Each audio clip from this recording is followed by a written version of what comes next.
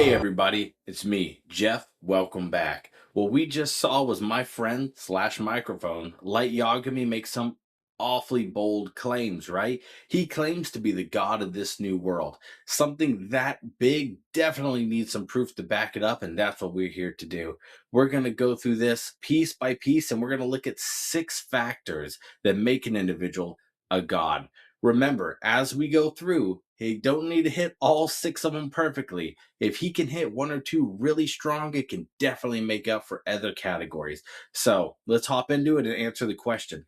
Is Light Yagami a god? The first category is going to be omnipotence. Is he all powerful? Or, kind of on a smaller scale, does he at least possess power that the average individual could not? Your knee jerk reaction is going to be, of course, Jeffrey. He's got a death note. He holds the power of life and death. He can write your name down and make you have a heart attack. He can do whatever it is that he needs to do, and he can reach out and he can touch with that. He does not need to be there. Kind of sounds at least powerful enough that we can separate him from the average human. But then we start looking at people like Misa, right? Any individual with a death note could do exactly what he did. So it's not necessarily the power that is intrinsic to him, it's the Shinigamis. It's all borrowed power. Unfortunately for him, this first category is a wash. Remember, though, you don't need to hit all 6, you just need to hit a few well enough to make the claim. Next up is omniscient. Is this individual a guy who knows stuff that everyone else doesn't? Is he all knowing? Is his intellect so far above everyone else's that another human couldn't necessarily come up and hold a candle to it? We see fan estimates of his IQ being between 180 and 230. And we can also look at the canon itself and see that he scored #1 in the Japan's college entrance exams. So definitely a smart individual to be sure. But we also see individuals like L come in who most assuredly seem to have the same intellectual prowess. Then we look, can he know things about other realms? And you start thinking about the Shinigami, right? Maybe he has secret information that everybody else doesn't. This would qualify, right? Unfortunately, we're going to use L as our example again. When the Shinigami popped up, they all knew who it was, and L knew exactly what it was. That led to one of the most iconic freakouts of all time, right? Anywho, I'm going to say that unfortunately for Light, being super smart and having information about lore that kind of is universal, not necessarily what I would consider omniscient, right? Now that I think about it, Misa had all the same general information he did, except she had the Shinigami eyes, right? So she knew when people were going to die, she knew what their lifespan was, and she knew their names without any need for external input. Huh. Maybe Misa's a god. Maybe a new video coming on that. Unfortunately for Light, I'm going to have to give him a 0 on this one as well.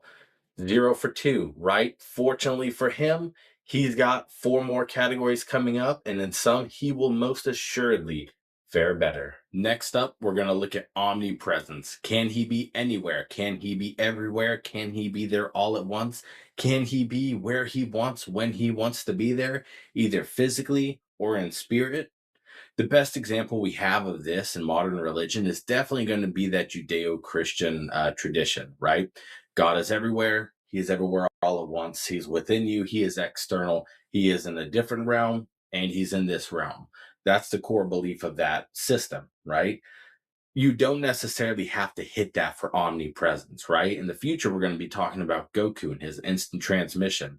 Not exactly a 1-for-1 comparison, but it does give him points in this category. And I think when you're looking at Light, his ability to project what he wants across the globe, he can be sitting in Japan and he can be taking out individuals in America and Canada and South America and Africa, anywhere that he sees fit, without ever being there, having to send anything off, really does kind of seem like on the onset that that would be his strongest category. I would go ahead and I would compare this to using a drone as a president. So, does he have powers that other people can't as far as omnipresence goes? I'm going to say yes, contingently speaking, right? maybe half credit in this category, because something very similar can be replicated with, like we said, a drone. You want a target gone, the target's gone. You don't have to be there. You don't have to do anything to make this happen, right? The only difference is there's things like air defense systems that theoretically could push back against this power, could push back against you projecting what you want when you want it. Sorry, presidents. Sorry, kings. It looks like that's a hurdle you're going to have to face that Light Yagami is not. I'm going to give him half credit. This next one up is probably the most interesting category as far as light goes, only because of fan theories. We'll get into it, right? This is going to be immortality. Is he immortal? Did he come from forever? Is he going to go to forever? Is he indestructible force, right? There's some things that we know for sure. He is a human. Canonically speaking, he did not come from forever. We also know that throughout the series, unfortunately, spoiler alert, so click out now if you don't want to hear this, your boy dies. It's unfortunate. So we know that he is not eternal physically. So we have to look at how his spirit is going to live on. Is it going to go to heaven or hell? What we're going to find is in most traditions, this doesn't necessarily constitute immortality, right? When we look at him specifically, we hear Ryuk tell him, the individual who uses the death note cannot go to heaven, they cannot go to hell. He doesn't really expand on that. So it almost sounds like an annihilationist view, right? Um, but there is a fan theory out there that suggests something different.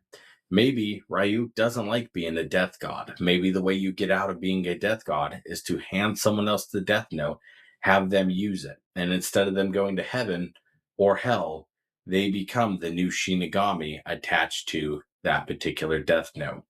It is a fantastic fan theory and one that I have delved into a little deeper previously, but I'm going to tell you what, I kind of like it. Unfortunately for Mr. Yagami, this is only a fan theory. Doesn't really hold much weight. So I would like to believe that he would get points for this. I would like to believe that he went on to become a Shinigami. I don't have any proof of that. I'm going to have to give him the L. Next up is morality. Does Light claim himself to be the arbiter of morality? If he does anyone believe it? What we're going to see is as time goes on, he starts to impose what he believes is correct, right? And we have to ask ourselves, does he think it's correct because he believes it is what is moral, or does he believe it's moral because it is what he is doing? That's often the big question that's going to separate an individual from being the arbiter of morality versus someone who believes they are simply upholding morality. Light doesn't give us huge indication that he believes what he is doing is right simply because he is doing it. He kind of puts himself up as, I am the individual who is going to clean up this world, right? He is going to bring it to what he believes the standard of morality is. And this is fantastic because it makes it easy for our job. He never really claims to be that arbiter. We can look at people like his followers who eventually come to believe what he is saying, right? They don't really hold him up as an arbiter of morality either. They don't say that he is the arbiter. They don't say what he is putting out there is moral for the sake of him putting it out there. They seem to believe in what he was doing before he ever started doing it. We all kind of believe if we had some sort of extraordinary power that we would be able to clean something up, right? Unfortunately, he takes it to a very high level that I'm going to say most of us probably would not. And he never makes the claim that anything short of him holding up the already established status quo is what he's doing. I'm going to have to go ahead and give him a 0 in this category as well. Doesn't look like it's faring very well for our friend, but stick around for the next category. That one will be his strongest. Last but certainly not least for Mr. Yagami here is relationship to humanity. This means, do other people view him as a god? This is definitely where he is going to shine. You can always make the claim, if there is a god, then he is God. If there is not a god, then God is what you claim it to be. He claims himself to be it. And as we look at the actual canon events, a lot of people seem to agree with him. He develops an almost cult like following, and he has what I'm going to refer to as individual disciples, right? People who go out to try to carry on this work, people who seem to be willing to put their own safety aside to make sure that what he wants is accomplished. It is very, very difficult for us to claim that no one viewed him as a god. I would say the biggest downside is he had to remain nameless for a while. He died before he could ever get out there and say, I am Kira. I am the god of this new world. He never really gave them a figurehead to latch onto because of his untimely demise, right? And we also see that even though the cult following kind of built up, it had to have fizzled out pretty quickly once he died and they released who he was. Once the god is gone, there's probably not a whole following behind him anymore. So even though this was his strongest category, I'm going to give him the full point for it because it's not really going to affect the outcome. Overall, Light Yagami got some zeros in some very important categories, and he came out much stronger in others. Like we said before, he doesn't need to hit everything in order to be considered a god, but he's got to hit enough for us to make a really good argument that he is. Unfortunately for Light, even though he had a following, it burned bright, but it fizzled out too quickly due to his untimely demise. Also, when we take a look, he didn't really receive full credit in any other former category.